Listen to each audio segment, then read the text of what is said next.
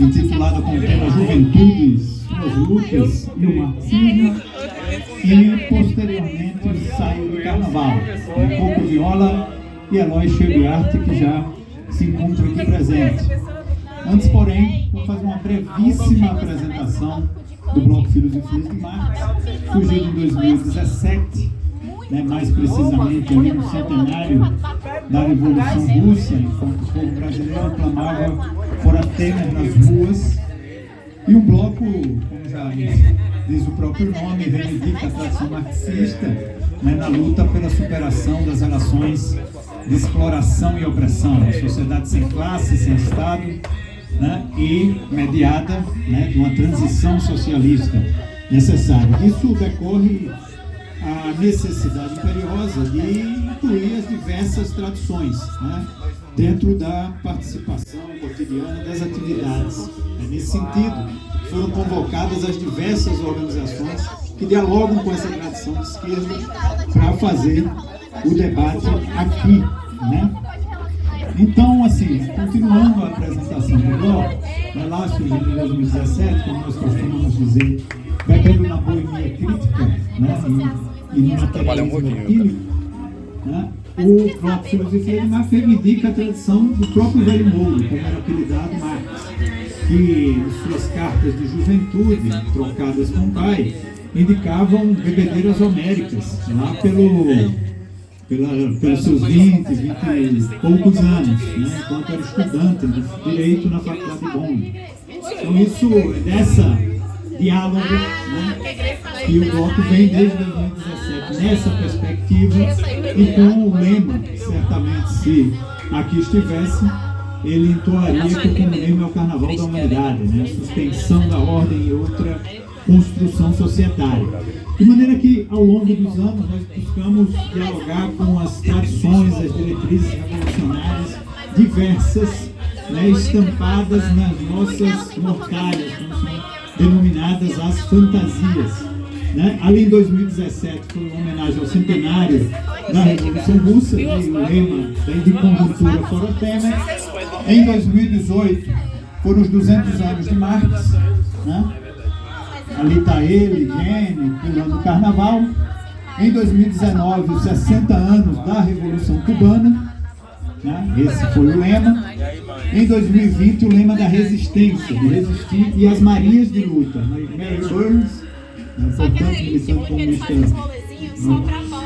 inglesa, Maria Filipa e Maria Brandão, uma militante comunista baiana, que a quem vale reconhecimento de sua trajetória, bem como os 200 anos do Parça Frederico, e os 150 anos de Lênin. Em 2022, a homenagem foi aos 100 anos do comunismo no Brasil. E hoje tem homenagem a Manuel Oliveira, o primeiro candidato a presidente do campo de esquerda no país.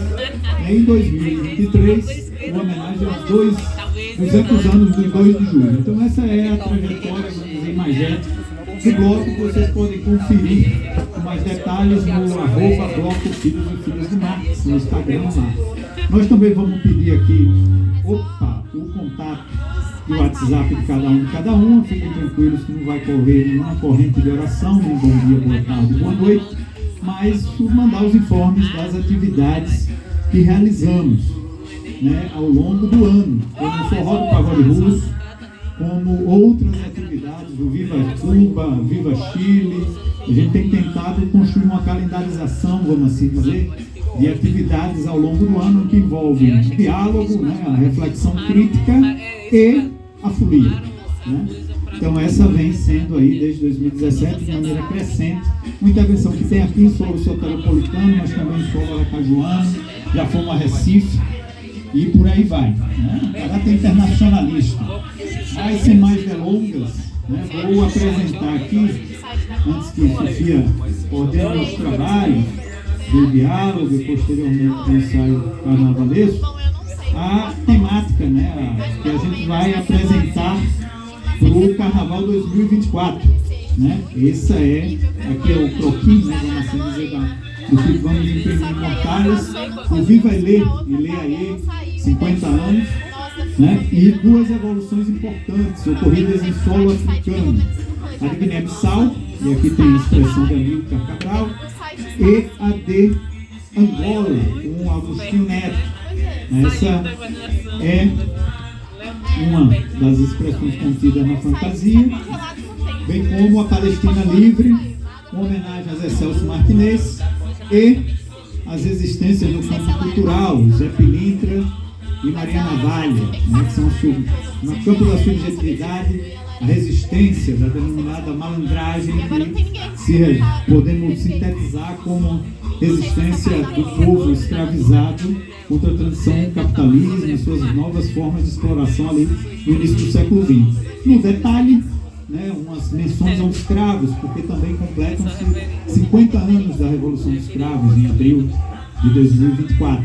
Então essas serão as temáticas, né, do Carnaval 2024. Nós temos aqui algumas camisas do bloco que vocês podem contribuir naquela máxima de cada qual segundo a sua capacidade, são vários os valores.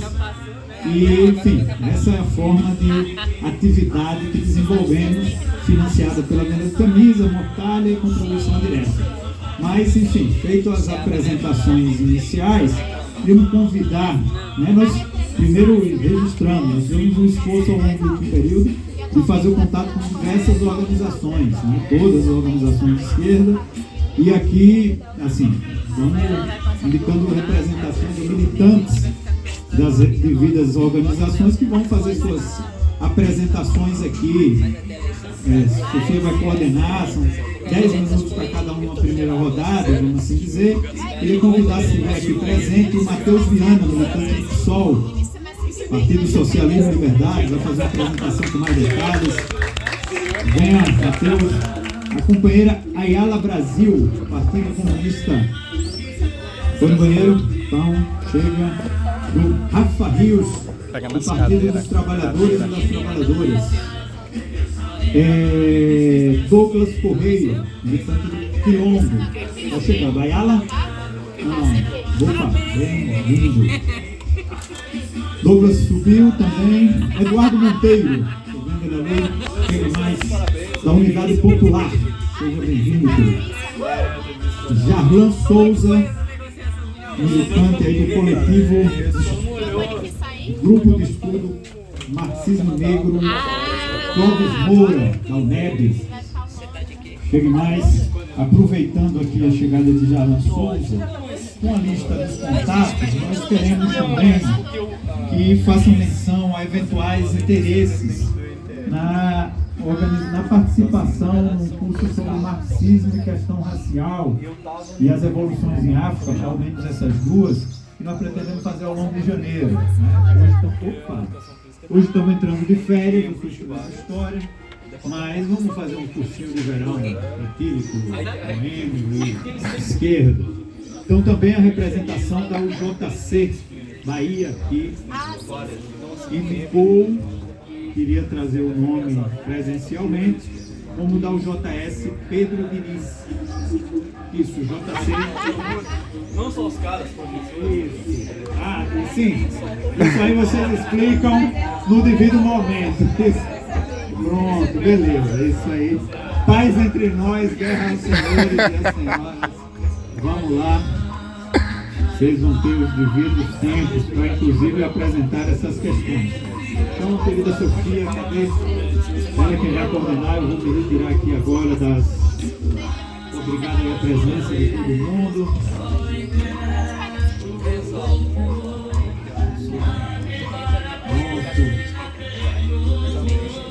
Ali. Se apresentar é fácil. Nós já passei todo assim para você virar educador.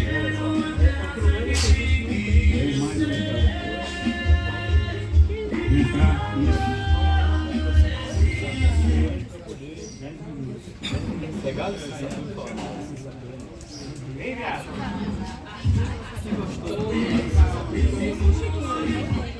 Porque o ideal seria o ideal. Não.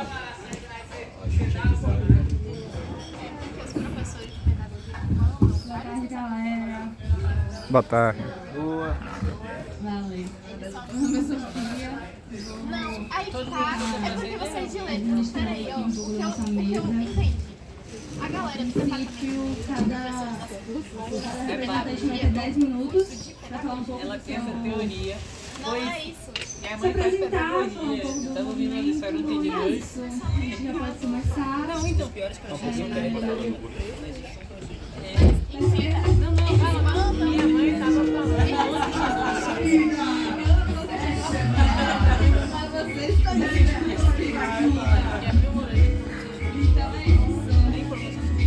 Não. a pedagogia também.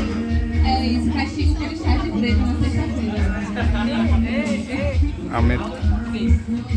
Aumenta um pouquinho o som lá. Oi, gente, boa tarde. Tá bom. No caso que aumentaram o som. Aqui agradecendo o convite, né? Agradecer aqui ao banco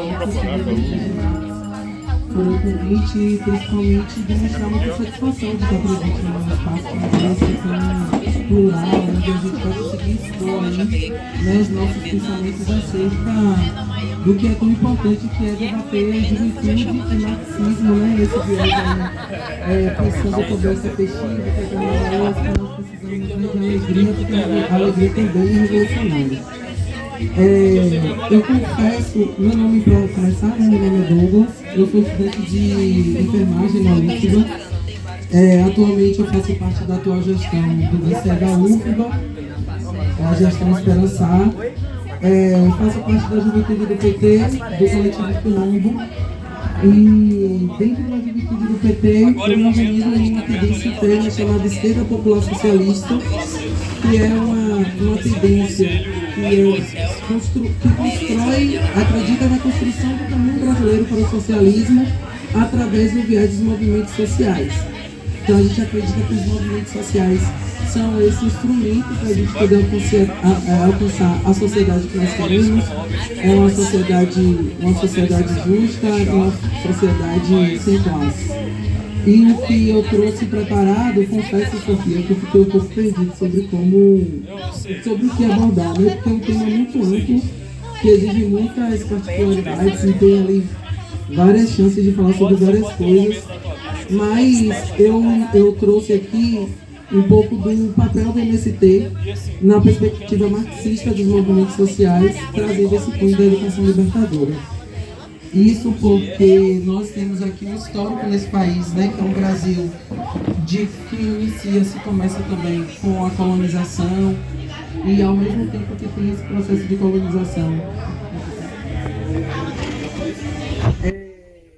Não surge também as lutas ali daquele povo, né, a luta contra a exploração, contra a exclusão e principalmente lutar para tirar a terra do cativeiro que se tornava ali, né, naquele formato antes dessa conformação capitalista, mas que existia também concentração de terra.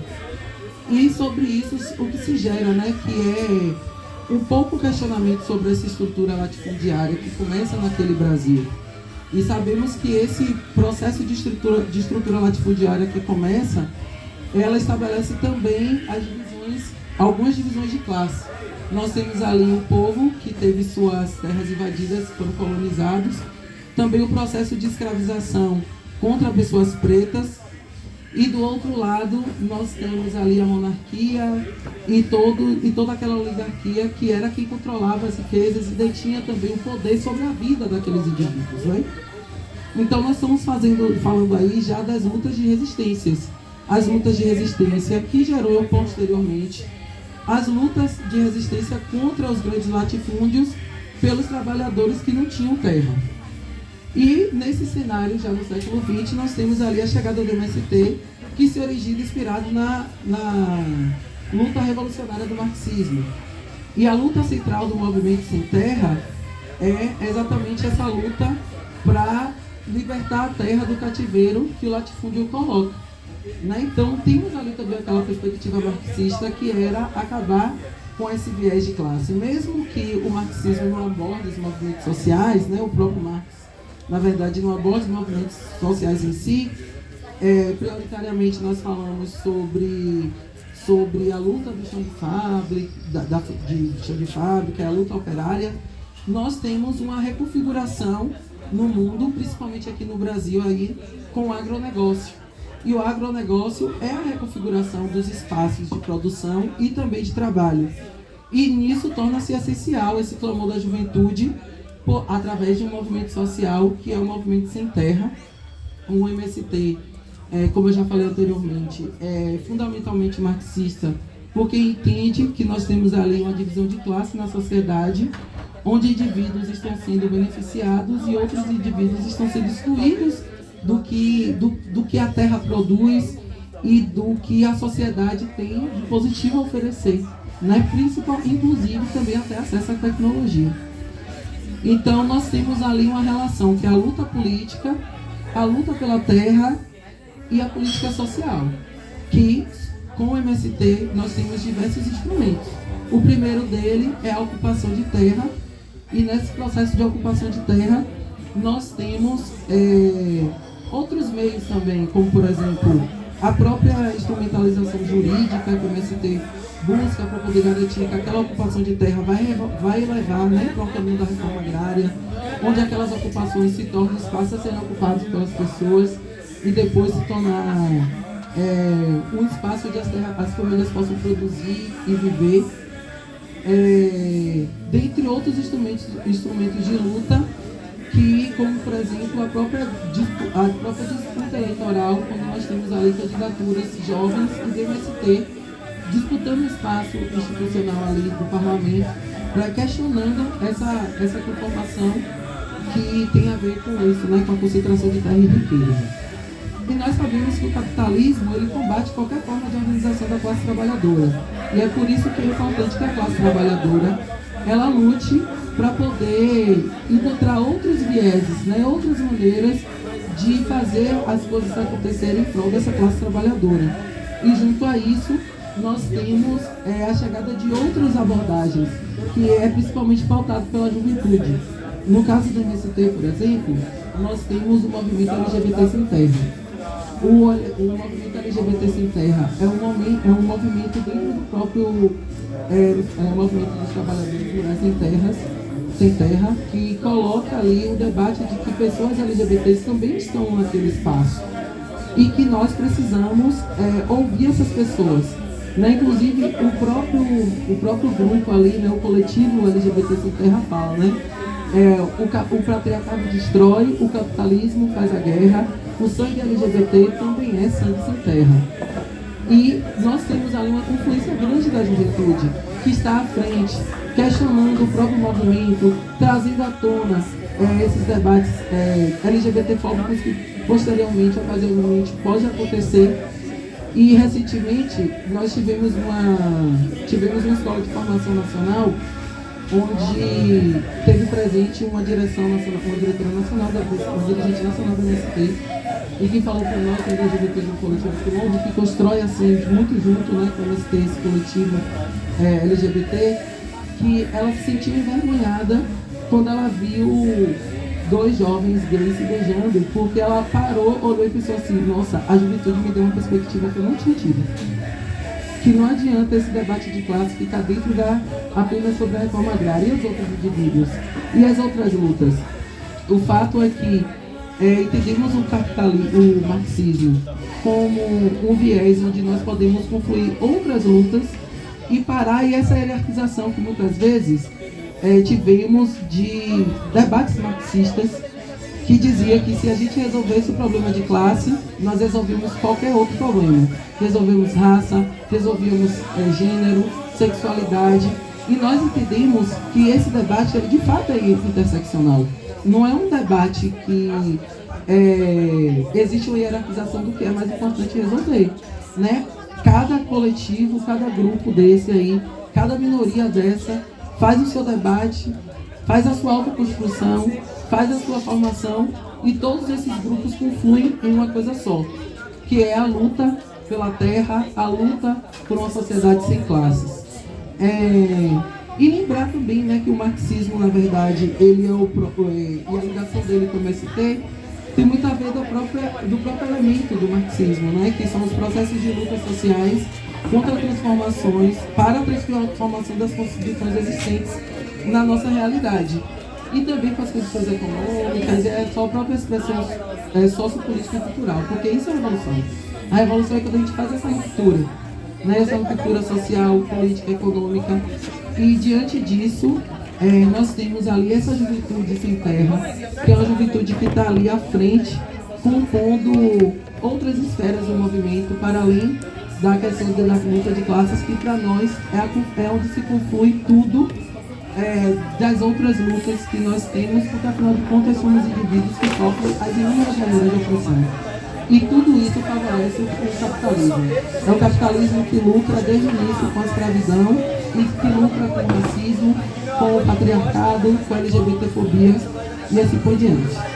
Enfim, são 10 minutos, é muito pouco tempo para falar sobre tanta coisa, mas eu consegui trazer aí dentro dessa perspectiva marxista de juventude através do movimento social, que é o movimento MST, que para nós, enquanto coletivo do Quilombo, é também o nosso dirigente e quem nos dá a regra compasso para a construção de uma sociedade sem classes.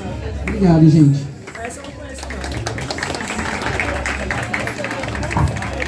Mas senão não vai conseguir pegar todo mundo. Obrigada, meu.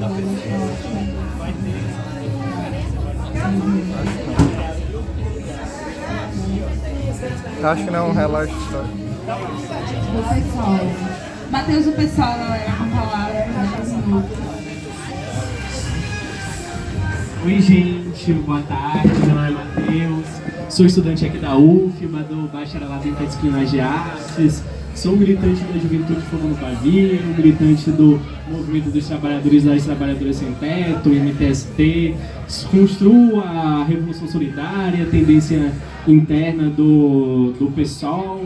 Aí, inicialmente aqui, queria saudar, como o companheiro falou anteriormente, esse espaço que abriga um conjunto de tradições do pensamento marxista e saudar a disposição de todos e todas virem sentar aqui para dialogar em torno do pensamento marxista e da prática revolucionária.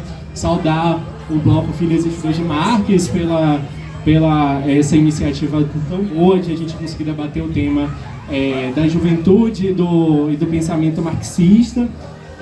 O tema é muito amplo, assim, eu fiquei batendo a cabeça um pouco de como conseguir abordar, mas quando o Fábio, o companheiro da Revolução Solidária, que não está aqui hoje porque está em atividade lá em Macapá, convidou a gente da Fogo no Pavio para vir aqui representar a juventude do PSOL, falou em torno do tema das juventudes e do pensamento marxista.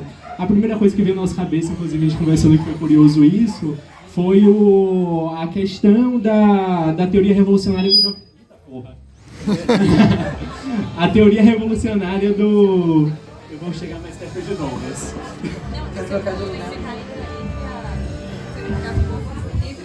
A caixa e o microfone. Sim, mas é isso. A primeira coisa que veio nas nossas cabeças foi a teoria revolucionária do jovem Marx, que foi elaborada pelo Michel Louvi nos anos 70 e até hoje é muito atual, inclusive consegue guiar a nossa política de forma muito qualificada. O Michel Louvi, que é um marxista, que é referência.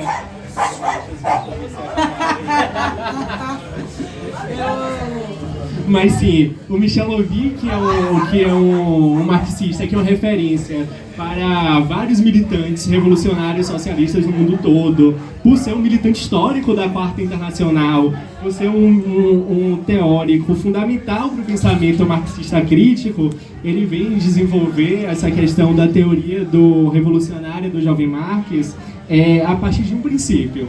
O princípio que vincula de forma definitiva o pensamento marxista à prática revolucionária e, a partir disso, pensar o marxismo de uma forma crítica, analisando a atualidade.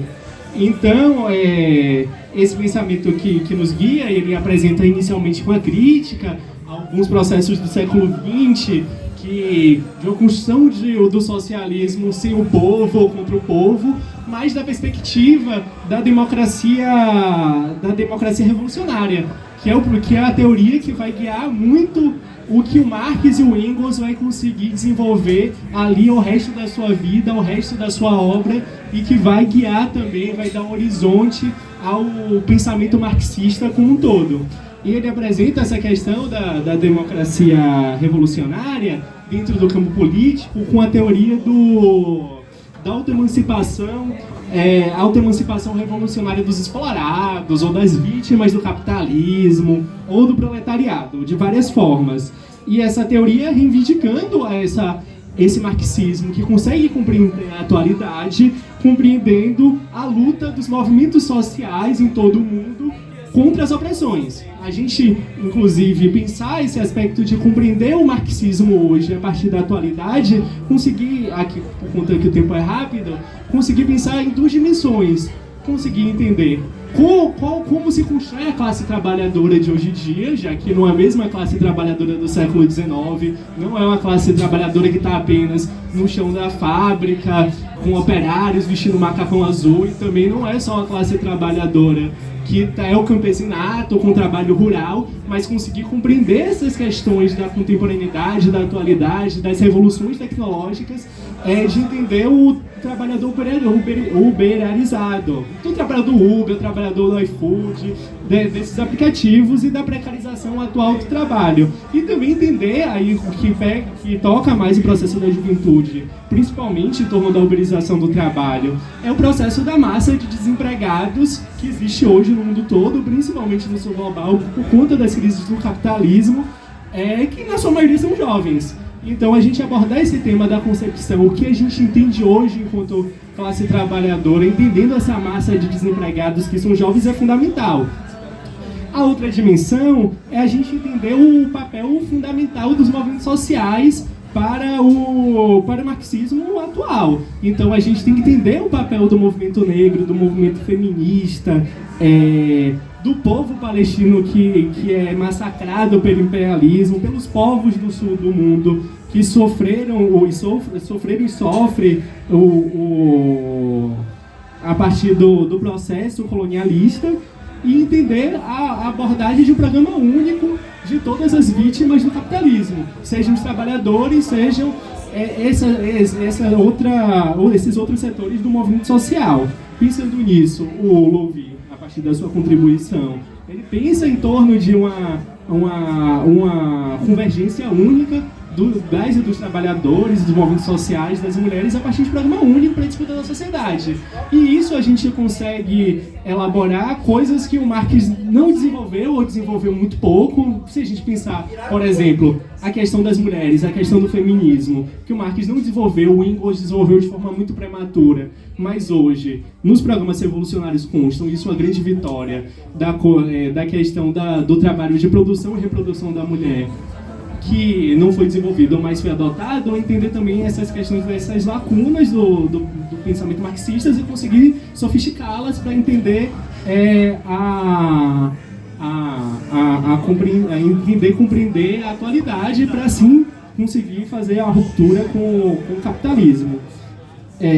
Mas em torno dessa estratégia de articulação de unidade, uma estratégia de articulação de unidade não só compreendendo a classe trabalhadora, os movimentos sociais, mas como o capitalismo se constrói hoje, em torno de uma forma do neoliberalismo, em torno do neofascismo, se a gente for pegar aqui o que foi o governo Bolsonaro, o que é a vitória do Milei na Argentina, o que é a ameaça da volta do Trump nos Estados Unidos, o que é o Netanyahu, o que é esse conjunto de neofascistas que vieram, né, nessa crise da direita se construir e conseguir vitórias, não só eleitorais, mas nas ruas, também pensar em torno disso. E para contribuir com o que o Louvi ele formula no pensamento revolucionário do jovem Marx, tem contribuições importantíssimas da Rosa, que eu queria trazer aqui, que a Rosa ela formula que a consciência de classe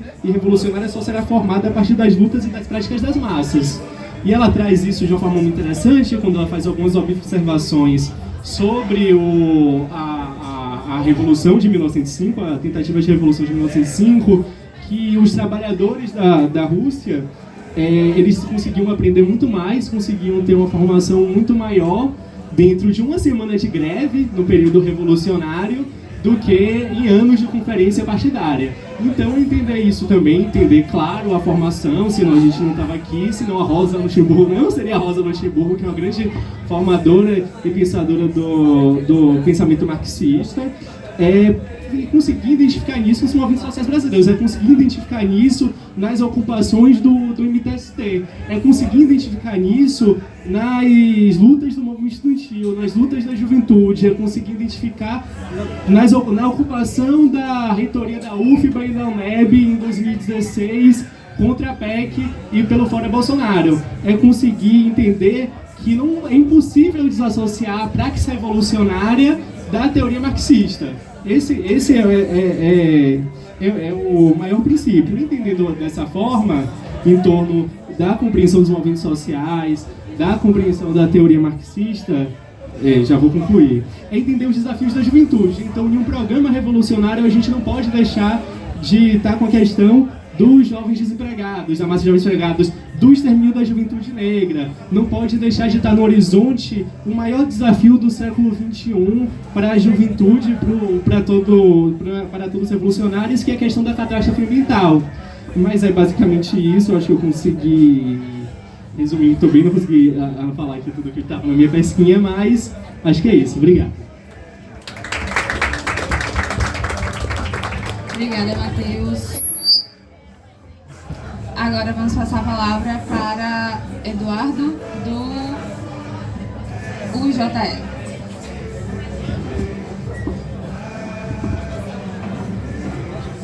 Tá pronto?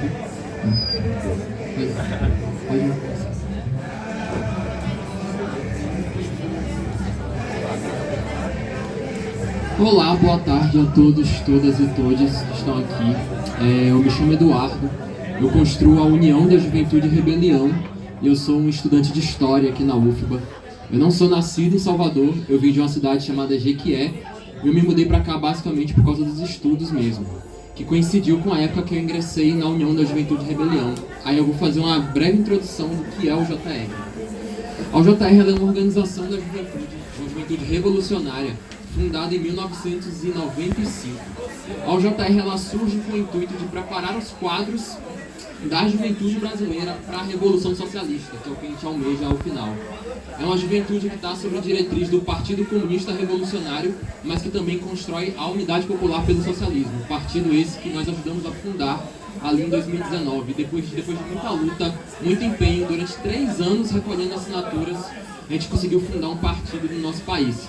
A gente reuniu mais de 1.200.000 assinaturas e conseguimos um feito que nem um partido burguês, como ia ser o partido do Bolsonaro, conseguiu fazer. Ele não conseguiu fundar um partido e nós conseguimos fundar, tendo que pegar caneta emprestado, indo de metrô, entrando em ônibus, conversando com cada trabalhador, o nosso partido se fez. E a gente constrói ele desde então. Quando vinha o convite para falar sobre marxismo e juventude, como os companheiros aqui falaram, é realmente assim um tema muito abrangente. Mas é indissociável falar de marxismo sem falar de juventude. Porque a juventude brasileira, a juventude do mundo, mais especificamente essa, a juventude brasileira, ela é a que mais sofre com o capitalismo. O capitalismo que é esse sistema que é uma máquina de moer pessoas. É um sistema que está em vigor aí no mundo há mais de 300 anos, que existe para moer as pessoas, para explorar o máximo possível, arrancar todos os nossos direitos e fazer a apropriação, aumentar os lucros de uma ínfima parcela da população, que cada vez vai se tornando menor. E por que é necessário que a juventude se organize, que a juventude conheça o marxismo? Porque o Marx, ele é o guia da humanidade. O Lenin disse em O que Fazer que não existem 3 correntes de pensamento. Depois do capitalismo só existem 2. Ou é a via socialista ou é a via capitalista. Tudo que afasta a juventude da via revolucionária, da via socialista, vai levar em direção à via burguesa. E é contra isso que a UJR luta, porque a UJR entende o papel da juventude na futura revolução socialista que a gente quer construir no Brasil. A UJR entende que a juventude brasileira atual é uma juventude totalmente sem perspectivas. É uma juventude que ouviu durante a sua formação que não, você vai casar, você vai ter uma casa, você vai construir uma família, você vai ter um emprego, e chega agora na vida adulta e não vê nada disso. É uma juventude que vive agora um momento da sua vida onde existem 3 reformas que existem basicamente para matar ela.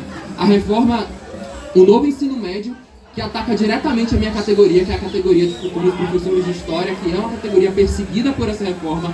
A reforma trabalhista, que serve para basicamente arrancar os poucos direitos trabalhistas que a gente tinha, e a reforma da Previdência, que serve para impedir que a gente consiga se aposentar. Ou seja, é basicamente voltar à escravidão. Não que o capitalismo já não fosse uma escravidão, mas é a oficialização da escravidão. E ver que não existem movimentações nas altas cúpulas, nos grandes partidos, para justamente lutar contra isso, revogar isso, é o que me fez me organizar na UJR, me organizar na União da Juventude Rebelião, porque nós somos a escola do socialismo. A UJR ela existe para formar os quadros para a revolução. A gente entende que a revolução ela não vai ser feita por um bando de jovens, mas os jovens de agora, que vão estar fazendo ocupação de reitoria, que vão estar fazendo ocupação de residência universitária, como nós estamos fazendo, que vai estar fazendo ocupação de supermercado, como nós recentemente fizemos com o MLB. Nós decidimos ocupar, durante o dia 9 de dezembro, as redes Carrefour por todo o Brasil. Carrefour essa que não só é a rede de supermercados mais racista do Brasil, como é uma rede sionista, que já está construindo os seus lá na Palestina ocupada. O MLB, o Movimento de Luta nos Bairros e Vilas Favelas, junto ao JR, ocupamos os supermercados, tomamos ameaça da polícia, alguns companheiros nossos foram agredidos, mas no final do dia arrancamos 15 mil cestas básicas. E infelizmente, nesse Natal que vai vir, muitas crianças no Brasil vão passar fome, porque o Brasil, infelizmente, ainda é um país onde a fome é uma realidade. Mas nenhuma dessas crianças é do MLB, porque nós nos organizamos e nós lutamos e conquistamos o que é nosso. Não vou ter uma fala muito longa, eu vou falar mais dos trabalhos que a UJR vem fazendo no momento aqui em Salvador. A gente está construindo a nossa atuação não só dentro das universidades, mas também nos estudantes secundaristas e nos estudantes que não trabalham, que também não são, e dos jovens que não são estudantes, porque essa também é outra realidade. Nós aqui todos, universitários, a gente vive numa bolha. A gente acredita que chegar na universidade é uma meta de todo jovem, que todo jovem invariavelmente vai chegar na universidade. Só que isso é mentira. Só 16% da juventude brasileira está na universidade. E desses, 83% está na universidade privada. Essas unisquinas que ficam aí, que abrem a todo momento, que só existem para arrecadar, para aumentar ainda mais o lucro, né? É a exploração máxima do lucro na educação. Gente, a nossa realidade ela é uma bolha e a gente precisa entender isso se a gente se preza a fazer uma revolução.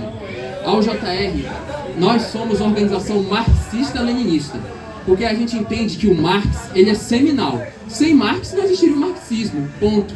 Mas depois de Marx, o seu maior discípulo foi aquele cara ali, Vladimir Lenin. Porque o Lenin, ele não só estudou Marx, ele foi lá e fez. Ele aprendeu com Marx o que tinha que aprender, aplicou a realidade dele e fez. E todas as revoluções subsequentes que aconteceram no mundo socialistas foram revoluções marxistas-leninistas. E se não revolução socialista, uma revolução que se utilizava do método leninista. É por isso que o JR segue por esse caminho. Porque também a gente entende que o marxismo, ele não é um dogma, ele é um guia para a ação. O marxismo brasileiro, ele foi um marxismo, foi muito bom ter sido pontuado aqui, foi um marxismo que já existe há mais de 100 anos e ele cometeu muitos erros. Cometeu erros na questão racial, cometeu erros na questão de gênero, mas a gente não pode ficar se prendendo a isso para não avançar nossa luta. A gente precisa fazer crítica e autocrítica, saber onde errou para estar seguindo na luta. E a JR está fazendo isso. A questão que eu ia pontuar das lutas que a gente está tocando no momento, recentemente, 3 semanas e uns 5 dias, a gente ocupou na UFBA a antiga residência universitária, a residência R3, que era uma residência de mulheres que existia aqui. Uma residência muito antiga até, um casarão, porque eu acho que tem mais de 100 anos, vou puxar a história dele. E essa residência foi desativada há 12 anos atrás. A nossa universidade, ela tem uma série de políticas agressivas com relação a mulheres. É só você chegar para qualquer residente mulher e perguntar como é que é a política com relação a elas. A política de creches, a UFBA ela possui creches, mas as estudantes elas são preteridas com relação ao direito a creches. Existe uma preferência para filhos de professores e filhos de servidores.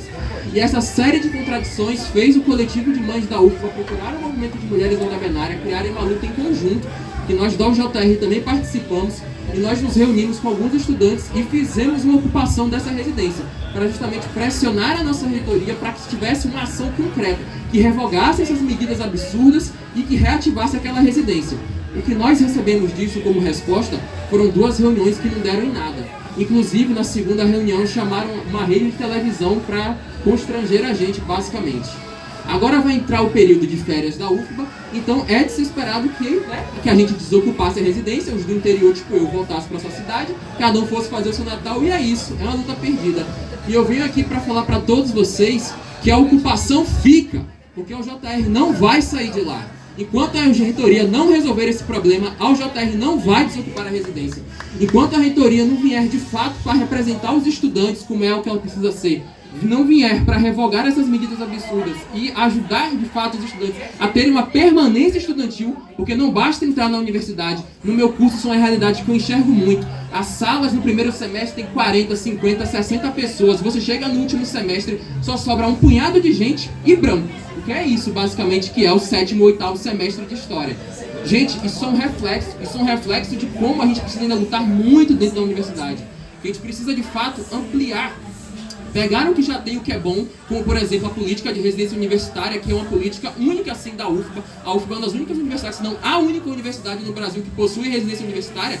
A gente precisa estar sempre lutando para ampliar. A gente não pode se contentar com o pouco que a gente tem, porque é nessas horas que a gente vacila, e essa burguesia que a gente tanto luta, que não é uma burguesia hipotética, não é uma burguesia que está lá em Brasília, uma burguesia que está lá distante, no internacional. A ideologia burguesa, ela existe para corroer as estruturas da sociedade. Ela existe para atacar o proletariado. E nós todos aqui somos proletariado. Nenhum de nós aqui é burguês. Todo mundo aqui, invariavelmente, vai ter que trabalhar na vida. E se não vai ter que trabalhar, já está trabalhando. Por isso que nós, estudantes, a gente não pode acreditar que, por exemplo, os marxistas falam sobre classe trabalhadora, revolução proletária. Onde é que eu me encaixo nisso? Se encaixa, porque no futuro você vai ser um trabalhador. E se você não vai ser um trabalhador, você vai ser um desempregado. E você vai ser um desempregado porque a gente vive no capitalismo, que é o único sistema onde isso existe. Por isso que a gente quer construir a sociedade socialista. Por isso que é importante os estudantes, por isso que é importante os jovens ingressarem em organizações que se prezam a ser revolucionárias. Porque a gente só vai conseguir romper com esse sistema quando a gente fizer uma revolução. E é muito bom saber que eu estou numa organização que se preza a isso. Por isso, ingresse no JR. Muito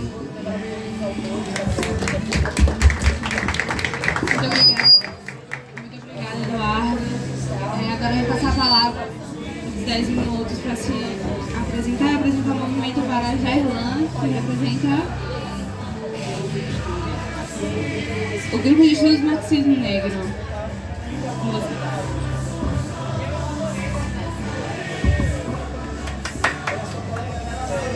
Não sei se é boa tarde ou... É boa tarde porque ainda tá claro, né? Daqui a pouco é boa noite, tá só das 16. Ou das 18. Então, boa tarde a todas as pessoas presentes. Eu me chamo Jairlan Souza, né? Estou aqui representando o grupo de estudo Marxismo Negro Clóvis Moura, que é liderado pelo professor Fábio Nogueira, professor doutor homem negro, né? Também faço parte do grupo de pesquisa Ação Cofa, que também é liderado por uma mulher negra, a professora doutora Carvaliane, né? Que é dois grupos que fazem parte da UNEB, a Universidade do Estado da Bahia. Eu também faço parte do Centro Acadêmico Geis Pinheira de Ciências Sociais, sou bacharelando em Ciências Sociais pela Universidade do Estado da Bahia. Né? Então, o que é que a gente, quanto grupo de estudo, se propõe a fazer? Os colegas trouxeram bem, que inclusive o colega da JR trouxe bem, que a juventude ela não se encontra na universidade, a juventude negra. Porém, a gente sabe que houve uma luta e que tem sim, como eu e os outros colegas aqui, negros dentro da universidade. Mesmo a gente sendo minoria, nós estamos lá. Então, compreendendo que nós, corpos negros e negras, estamos nesse espaço, é necessário que a gente compreenda que existiram pessoas antes da gente que lutou para que a gente esteja lá, e existirão, e a gente tem que construir para aqueles que virão depois e para aqueles que não entrarão na universidade. Pelo menos não na universidade, numa estrutura do liberalismo, numa estrutura da sociedade capitalista burguesa. Então a gente sabe de todos os limites. Então por isso que o professor Fábio Nogueira teve essa iniciativa de criar o grupo de estudos com o nome do grande teórico negro Clóvis Moura, né, que também em diálogo com o grupo de pesquisa da professora Carvaliane, que também traz muito debate sobre a questão da decolonialidade e desse movimento do sul global, né, desse sul político. Então, por isso, essa compreensão de construir dentro da universidade esse debate, né? Para que a gente saiba que, muitas vezes,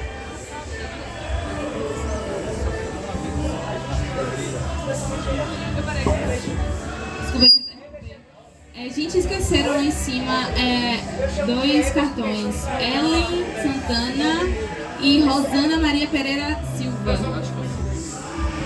Ninguém tá aqui? Certo. Obrigada.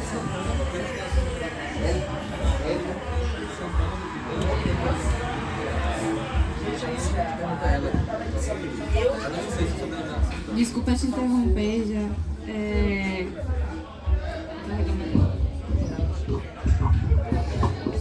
Então, essa é a importância, né, da nossa existência. Lá a gente compreende porque muitas vezes nossa vivência, aí eu vou trazer experiência própria como homem negro, que a gente vive várias coisas, mas muitas vezes a gente não compreende a macroestrutura que está por trás das coisas que a gente vive. Acreditar que somente a vivência traz conhecimento, traz muito conhecimento, mas não o conhecimento sobre a estrutura do capitalismo. Muitas vezes esse conhecimento precisa vir de métodos, de uma compreensão, de uma leitura, de pessoas que vieram antes, para que a gente possa realmente entender uma estrutura como um todo. A gente não, como o próprio Marx, o Marx, ele foi um homem do tempo dele, no local dele, onde ele criou mecanismos, ferramentas para que a gente possa analisar questões. Mas o Marx, como os colegas também anteriores trouxe bem, o Marx tem debates que a gente faz hoje que não era do tempo do Marx. Então, o Marx ele não poderia ter em sua teoria esses debates. Porém, por isso que o grupo de estudo é marxismo negro, e a gente defende que sim, existe esse marxismo negro, pelo fato que esses teóricos que vieram após, como a gente pode citar a Angela Davis, a Lélia Gonzalez aqui no Brasil, né? O Samora Marshall em Moçambique e vários outros teóricos, Gayatri Spivak aqui na Índia. Então a gente pode citar vários teóricos que vieram utilizando o método iniciado pelo Marx para compreender a realidade. Então, devido a essa necessidade de uma compreensão da realidade, que a gente compreende que esse marxismo negro é importante ser estudado e ser levado para as comunidades também, porque não basta também estar em um ciclo de pessoas dentro da universidade. A gente precisa fazer esse diálogo para que a gente possa levar para a nossa comunidade também esse debate, para aqueles que podem estar escutando de uma forma que não seja com os jargões da universidade, né? A gente sabe que a classe trabalhadora que precisa estar de domingo a domingo no batente, que pega um transporte, 2, 3 horas de transporte para trabalhar e voltar, eles não vão ter, né, o tempo para estar se debruçando sobre livros e sobre teorias complicadas para estar tentando compreender uma realidade. Então cabe a nós fazer essa leitura, cabe a nós que estamos na universidade, que somos da comunidade, ter esse conhecimento e não guardar para a gente e nem querermos ser superiores àqueles que não têm esse conhecimento, mas sim compreender que nós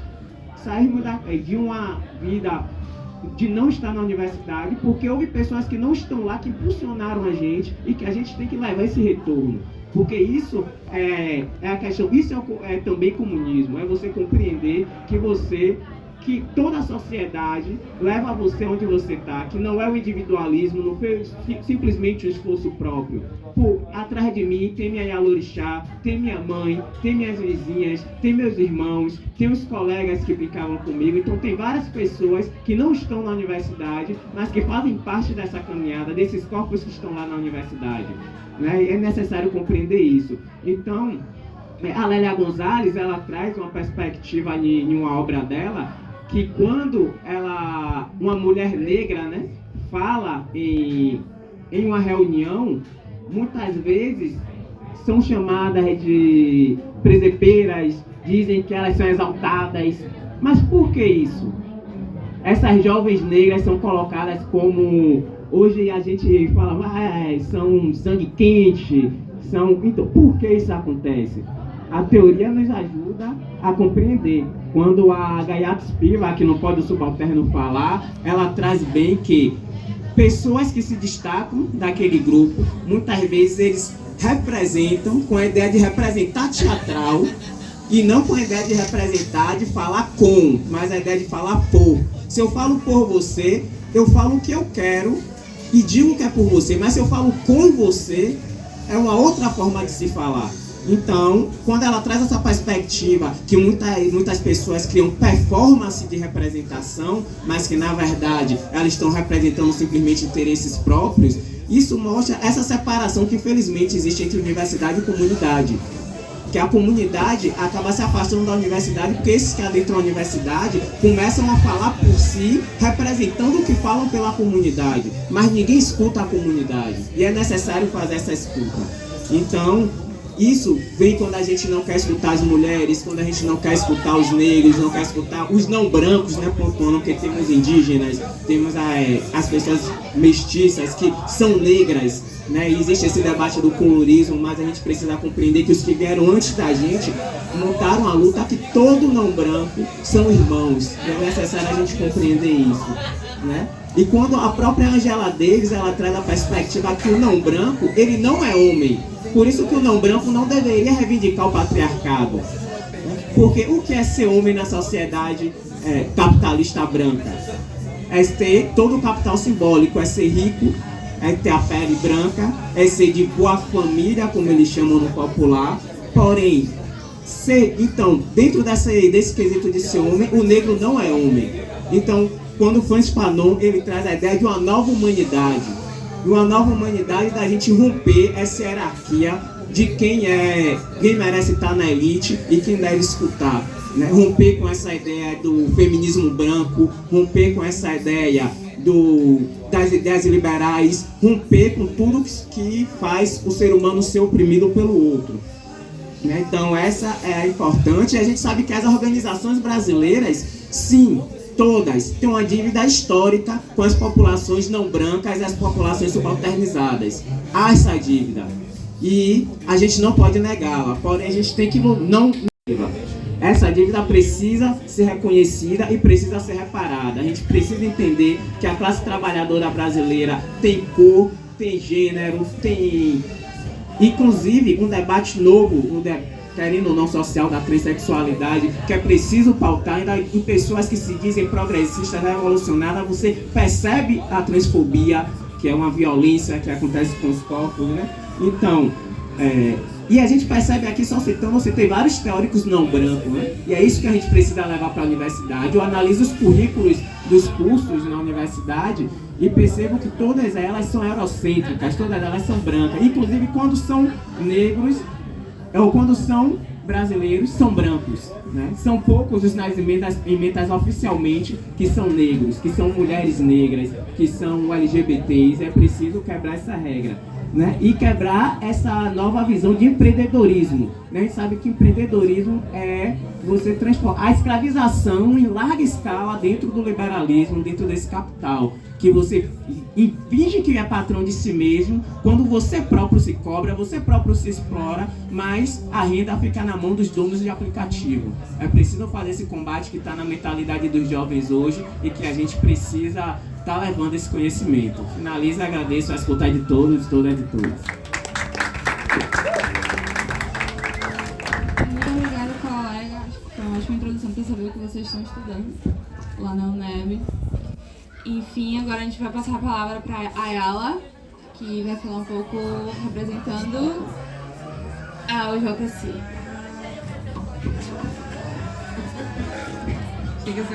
Eu vou me apresentar interna, então esse rito. Bom, meu nome é Ayala, sou militante da União da Juventude Comunista, também do Partido Comunista Brasileiro, né? A união mais antiga do Brasil. Bom, eu queria primeiro saudar o espaço, né? Agradecer pelo convite de estar nessa mesa. Achei bastante interessante o espaço, gostei bastante com esse ponto desse diálogo com a juventude, que não seja um espaço tão normativo, né? E aí a gente pode ampliar o debate para as questões que são mais flexíveis e que, embora sejam muito importantes e muito pesadas, né, que alguns colegas já falaram aqui, a gente precisa também de leveza em nossa militância, porque ela já é muito pesada por si só, né? Bom, embora eu seja estudante da Universidade Federal da Bahia, sou do curso de bacharelado interdisciplinar em saúde, né? Vi que tem outro colega aqui do BI, os sofridos da UFBA. Eu atuo mais nas militâncias de bairro, de periferias, né, alguns anos já. E hoje eu me centro muito no debate e diálogo com a juventude, principalmente sobre raça e gênero, né? Quando a gente vai fazer a militância nas periferias de Salvador, a gente tem que falar de raça, a gente tem que falar de gênero e de exploração, né? Hoje a gente constrói um centro comunitário, né, que estão em vias bastante difíceis, porque quando a gente fala de uma organização jovem e que se coloca independente de algumas questões do próprio sistema, é muito difícil a gente construir qualquer luta concreta. Então, com muitos braços e pernas, a gente consegue construir pouco a pouco o nosso trabalho. E aí, quando a gente fala sobre raça, né, os colegas já introduziram bastante coisa e bastante interessante.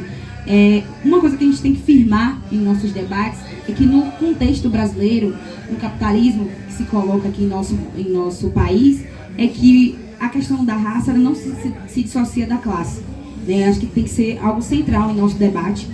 E quando a gente fala sobre gênero, né, a gente tem que afirmar nossas identidades. Enquanto mulher negra, a gente também tem que entender que quando a gente fala sobre gênero, a questão fica mais complicada ainda. E aí, adentrando, sobretudo, no mundo do trabalho, né, não sou muito do ME, mas vou citar algumas coisas depois,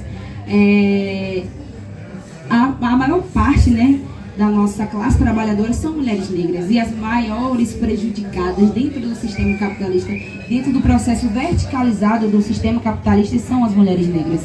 Quando a gente fala, por exemplo, que o colega citou aqui, o companheiro, questão do reforma trabalhista, qual foi a categoria que primeiro foi afetada pela questão das reformas trabalhistas? As empregadas domésticas. Por quê? E que são majoritariamente mulheres negras, mães solo e todas essas identidades que se permeiam dentro desse debate, que hoje inclusive faz 10 anos, né? Esse ano faz 10 anos do PEC das domésticas. A gente está falando de uma categoria extremamente precarizada dentro do sistema capitalista. Então, quando a gente vai falar do contexto brasileiro e do que significa o sistema capitalista, a gente também está falando sobre isso, sobre essas opressões. A gente está falando de um país que foi colonizado e que ainda não saiu dessas amarras, né? A gente fala dos reflexos da escravização, a gente fala dos reflexos da colonização. No entanto, não houve uma superação, não houve emancipação no sistema, desse sistema colonial. A gente teve até esse debate recentemente, né, em nossa militância, que a gente ainda não saiu das amarras do sistema colonial, basicamente isso. Porque a gente ainda vê famílias que são advindas desde lá das capitanias hereditárias, que ainda hoje possuem diversas posses, concentração de terra, e tudo isso que a gente tem que falar, né? O MST, um trabalho muito importante em relação à reforma agrária, que, embora a gente tenha colocado alguns governos progressistas, a gente nunca chegou nesse ponto de pressão, né, que é a questão da reforma agrária. Porque a partir do momento que a gente ataca, né, a gente consegue pressionar o principal fator do sistema capitalista, que é a propriedade privada, a gente consegue pleitear algumas lutas. Inclusive, né, o colega aí do Fogo no Pavio falou sobre essa questão que Marx não debateu a questão de raça, de gênero, mas falou da questão da classe, porque é justamente aí onde a gente vai conseguir alcançar algumas lutas. Hoje, no espaço que a gente está, no sistema que a gente está, a gente não consegue, por exemplo, destruir o sistema patriarcal. É teoricamente e concretamente impossível, mas a partir do momento que a gente destrói o sistema capitalista, é muito mais fácil da gente superar muito mais fácil não, com certeza a gente vai superar o patriarcado, porque são questões concretas que são colocadas nessa luta. E por isso que a gente defende a bandeira do socialismo, que é justamente esse processo, né, de transição para o comunismo, que aí realmente é onde a gente almeja chegar. E centrando bastante na juventude aí periférica e negra, fazendo uma pequena análise, né, de nossa juventude, que hoje se coloca num espaço bastante precarizado e com perspectivas futuras bastante ruins ou até inexistentes, a gente pensa quais seriam as alternativas, né, de tentar dirimir o sistema em qual a gente vive. E aí a gente vai falar principalmente eu enquanto uma pessoa organizada, né, em uma juventude, em um partido, a gente fala da organização. No entanto, há também outros métodos, que aí a gente vai falar de sindicatos, associação de moradores, e espaços que possam se organizar para que a gente consiga alcançar algum tipo de luta e entender também os debates. Nós, enquanto marxistas, né, acredito que a maioria aqui se intitula como marxista, se não todas, o nosso processo, aí, principalmente quando a gente fala da nossa atuação dentro das periferias, não é salvar nada, não é levar nenhuma salvação, mas sim organizar as lutas. Então, como marxista-leninista, a gente entende isso. Organizar as lutas que já existem. Não há nenhum processo de estagnação de luta. Desde sempre o povo lutou. Inclusive, a nossa terra aqui em Salvador, sou daqui de Salvador, ela tem uma história bastante importante em relação da luta e da libertação. Principalmente quando a gente vai falar dessa questão de classe e raça. Então, você vê que, é só pegar a história, né? A história material, dialética e tudo mais, que a nossa luta se firma a partir disso, um processo de classe e de raça. E com isso, a gente pegando o nosso passado e olhando para o nosso futuro, a gente tem algumas perdas muito importantes e significativas. Hoje a gente tem um processo muito complicado de organizar a juventude, porque eu leio a juventude, e aí numa perspectiva da minha atuação de base, que a gente tem três tipos de juventude, né? A juventude que, infelizmente, pelas condições materiais e por todo o processo que a gente vive, do sistema capitalista, racista, que vão para os tráficos de drogas, etc., isso que a gente já sabe nas periferias, umas que são cooptadas, porque é isso que existe, pelas igrejas, pelo fundamentalismo cristão, infelizmente, e outra que entrou naquele processo de aceitação de que a gente vai trabalhar até morrer. Então, basicamente é uma análise, claro, muito rasa, porém é só um espelho do que a gente consegue traduzir diante da nossa juventude. Então, hoje a gente encontra muito mais barreiras do que a gerações de militantes que vieram aí do século XX. Hoje eu acho que nosso desafio é muito maior de alcançar a juventude, de formá-la também e de conscientizá-la do que afeta a nossa vida material. E aí, enquanto nós organizados temos uma visão muito mais ampla do que poderia ser feito, aqueles não organizados, não desmerecendo, claro, mas numa questão de entender concretamente a luta, é muito mais difícil alcançá-los. E a partir do momento que, embora a gente tenha eleito um governo um pouco mais progressista, a gente vê um reflexo muito claro no Congresso, no Senado, extremamente reacionário. Inclusive, a nossa Câmara aqui de Vereadores também. Então, nessas várias esferas da democracia burguesa, é muito difícil a gente pleitear alguma coisa. Recentemente, aí, alguns companheiros, inclusive, estavam à frente dessa outra questão da passagem, que afeta diretamente a nossa movimentação na cidade, diretamente a nossa inserção enquanto pessoas, tanto para trabalhar, estudar, o lazer nem se fala, né? Foi totalmente afetado. E a democracia burguesa, ela tem essa função de coibir a nossa movimentação, de coibir os nossos debates, e com isso fica muito mais difícil alcançar a juventude. Mas aí, né, a gente tem aquele processo de entender que você se organizar, a gente consegue alcançar muito mais, embora tenha essas diversas barreiras. O nosso intuito é organizar, seja na universidade, no mundo acadêmico, que não deixa de ser importante, quanto nas periferias que, e aí vou falar rapidamente um processo que acontece nas periferias de Salvador, que a gente está falando um assunto um pouco mais sério, que é a questão do braço armado do Estado, que simplesmente massacra a juventude negra. E aí Salvador tem uma estatística de 100% das mortes por bala são de pessoas negras. Então, a gente tem muito a construir, tem muito a se fazer enquanto juventude. E quando a gente fala do quem a gente está encarando, quem é o nosso inimigo, é o capital. E ele tem diversas armas e armadilhas também, para que a gente não consiga avançar na luta. Então é importantíssimo que os colegas continuem organizados, que construam o movimento estudantil, o movimento de bairros e vários outros meandros, principalmente também aí dos jovens trabalhadores, no sentido de conscientizar e a gente conseguir pleitear algumas lutas que, mesmo que a princípio pareça rasas, ainda são importantes para a gente conseguir balizar um pouco esse processo que é tão desigual, né? Então a minha contribuição é mais nesse processo aí. Obrigada pelo espaço.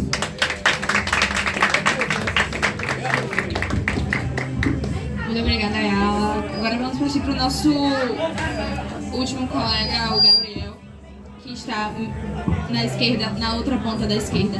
É isso.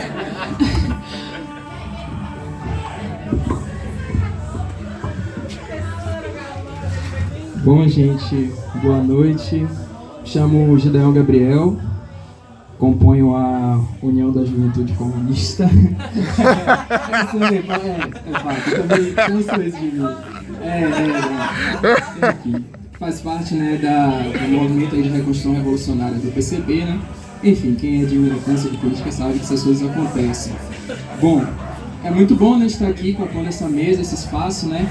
Agradecer primeiramente pelo convite, né, do bloco Filhos e Filhas de Marx. Também é feliz de estar aqui do lado de pessoas que conheço, como o camarada Ayala, o companheiro Jal e também dos outros companheiros, né, que estão aqui e de vocês que estão aqui participando desse momento, né, desse diálogo. Bom, eu faço parte do Centro Acadêmico de Letras da UNEB, sou estudante da UNEB, né? E bom, eu separei minha fala, né, assim, em alguns pedaços que serão 3, né? Primeiro falar um pouco da nossa atuação dentro da universidade mesmo. O segundo será falar um pouco do perfil do proletariado, assim, brasileiro dentro do que é o recorte da juventude. E por fim, falar um pouco especificamente, né, da juventude aqui na Bahia, principalmente na região de Salvador e metropolitana, né? O que acontece aqui, o que é que nos atinge diretamente. Bom, falando primeiramente, né, da universidade, nós temos aí, enquanto JC, nós participamos da construção da luta nas universidades públicas e privadas, e o que eu trouxe hoje para a gente conversar é o combate a algo que já vem de décadas, né? Desde a assunção do neoliberalismo ali com o FHC, né, no seu auge, quando ele introduz de fato, né, essas reformas neoliberais, principalmente na parte da educação, questão das universidades. A gente tem ali um início, né, assim, do que podemos dizer da precarização mais e mais das universidades públicas.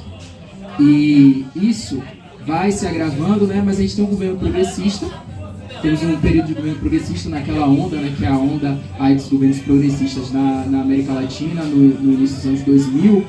O que acontece? A gente tem sim um incentivo, né, ali, o ingresso das pessoas que eram escanteadas, pessoas que eram colocadas à margem desse mundo que é o mundo acadêmico, o mundo universitário. Só que do outro lado, isso não foi assim feito apenas com a luta de todos os movimentos sociais, mas também teve o contrapeso, que foi a expansão desses conglomerados da educação privada. E a gente tem um crescimento, uma expansão enorme das universidades privadas no Brasil, através do financiamento mesmo, de exonerações que o governo ele cede para esses conglomerados. E o que é que a gente tem? Além dessa facilitação, né, do ingresso e desse momento de abertura mesmo das portas das universidades, a gente vai ter, e o que é muito sério, é a precarização da universidade pública. E isso vai durante os governos progressistas, até que a gente tem o fatídico golpe que é dado, e esse golpe, ele está dado para que a gente tenha, para que eles tenham, né? A gente não, para que eles tivessem ali o auge dessa precarização, com os pacotes das reformas, tanto no ensino médio, as reformas tributárias que começou a ser deixadas naquele momento, as reformas trabalhistas. Então a gente tem todos esses pacotes de reformas que vêm a partir desse momento de golpe, né, que se instala ali durante o governo provisório do Michel Temer, que vai ser continuidade do governo Bolsonaro, e aí se instala e a gente se coloca, né, enquanto JC aí na frente, né, na vanguarda, junto com as outras forças aí revolucionárias, de combater essa precarização. Porque além da precarização, a gente vai ter os fortes que a gente viu no governo Bolsonaro, as instituições federais. E a gente vai ter algo que é complicado até de falar, né? Porque é complicado de explicar, na verdade. Porque em locais onde a gente tem governos que se colocam como progressistas, as universidades, somente as universidades estaduais, elas são atacadas. E isso é um exemplo do que acontece agora na nossa realidade, que é a Bahia. E é uma realidade que eu tenho, né, além da vivência, experiência, que são nas UEBAs, as universidades estaduais da Bahia, que são geridas, né, pelo governo estadual. Então, quando a gente tem esses ataques às universidades públicas, esses ataques se dão de forma integral. Não é apenas no nível federativo, quando a gente tem o golpe, e quando a gente tem o governo de transição, e quando a gente tem o governo Bolsonaro. Não, isso acontece por quê? Porque isso é um projeto que é gestado de fato quando a gente tem o auge do neoliberalismo, como eu já falei, e é um projeto que vem sendo trabalhado pelo grande capital durante todo esse período dos anos 2000, até onde a gente está agora. Então, mesmo os governos que se colocam de esquerda, que tem essa, nossa, de esquerda e tal, de combater e tal na parte da representação mesmo, mas quando a gente vai ver no fato, esse projeto ele também se instala e também acontece nesses locais, como é o caso da UNEB, da UFES, da UESB, que a gente tem aqui, né? Que é a precarização. Essa precarização ela vai atingir a juventude, porque obviamente não são só os jovens, né, que adentram a universidade ela está aí para pessoas de todas as faixas etárias, assim, com claro o ensino básico. Mas ela atinge a juventude. Por que ela atinge a juventude? Porque quando a gente tem um processo de precarização, a gente já tem um alto índice de desemprego no Brasil, e um índice de desemprego maior do que a média nacional no estado da Bahia, e aí com a precarização da universidade, a gente não tem restaurante universitário que funciona, a gente não tem creche universitária, a gente não tem residência universitária. Então todo esse processo ele vai atingir concretamente e diretamente a juventude que entra na universidade. Não vamos estender nesse ponto mais, porque eu tenho mais 2 pontos, né?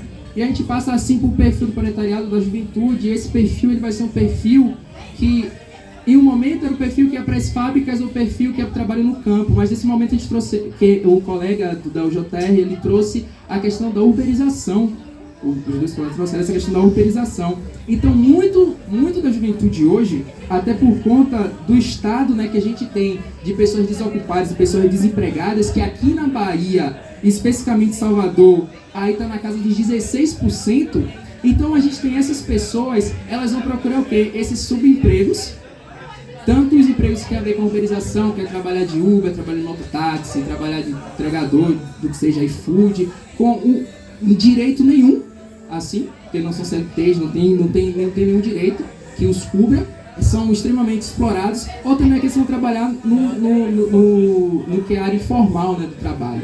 Então, esse é algo que a gente coloca, né, junto com o que a camarada trouxe aqui, que é a questão das mulheres, a questão das trabalhadoras domésticas, que são assim, extremamente exploradas. A gente tem esse perfil da juventude que acaba o estudo, às vezes nem acaba o estudo básico, e é colocada nesse local onde não tem emprego, e ela precisa se colocar aí nesses locais de mega exploração. E isso é colocado, e aí vem outro ponto que foi importante de ser dito aqui, que é a questão do neoliberalismo e a gestão. É a pessoa enquanto empresa, é a pessoa enquanto empresário de si.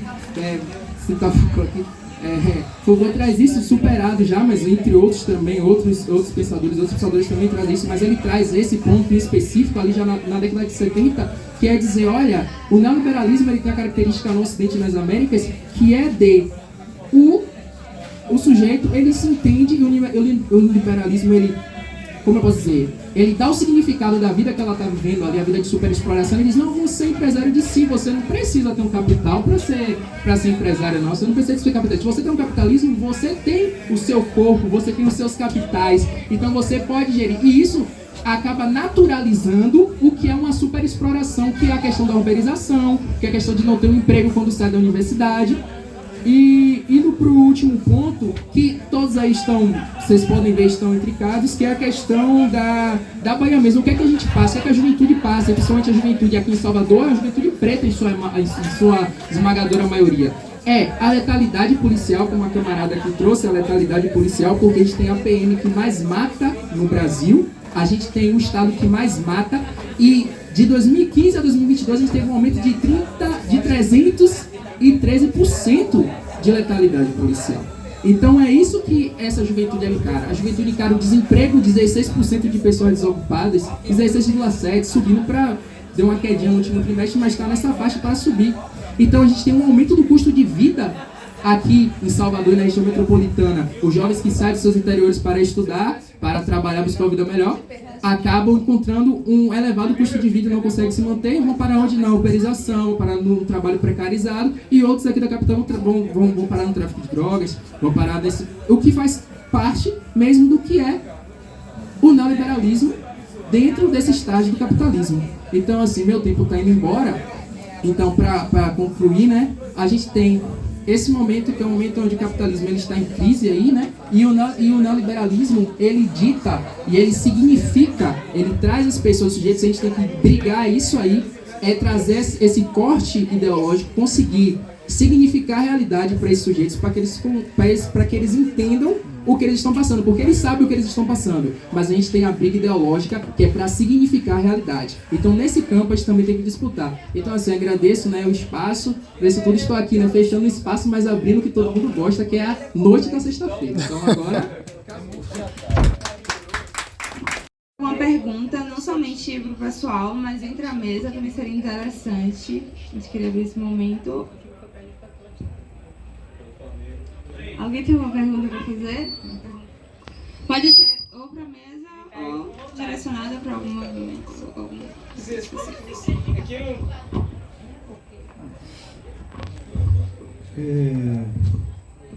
Primeiro, mais uma vez, agradecer a disposição militante de cada companheira e companheiro das mais diversas organizações em aceitar o convite do bloco dentro dessa perspectiva de nós dialogarmos com as diversas tradições, correntes desse pensamento tão complexo e rico.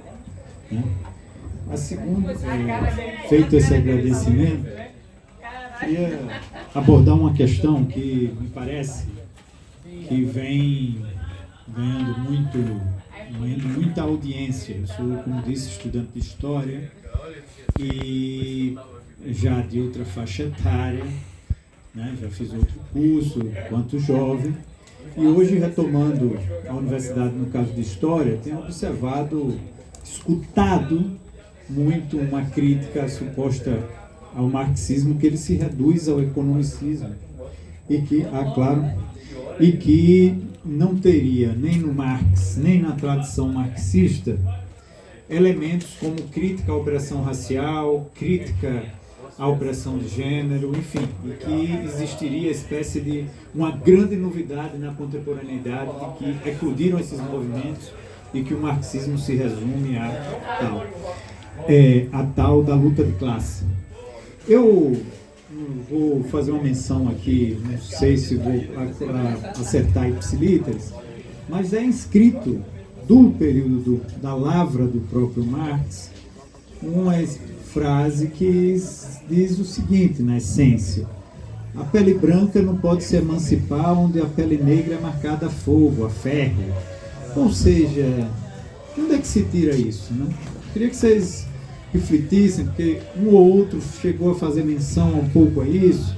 Parece-me que tem uma ofensiva de um pensamento de recorte, talvez liberal, ou de recorte pós-moderno, ou de uma suposta nova esquerda, que diz, olha, essa tradição toda aí é coisa do passado, nós estamos trazendo novo, agora que vai vir a luta pela emancipação da mulher, e Kollontai, e Leila, que foi citada aqui, e Angela Davis.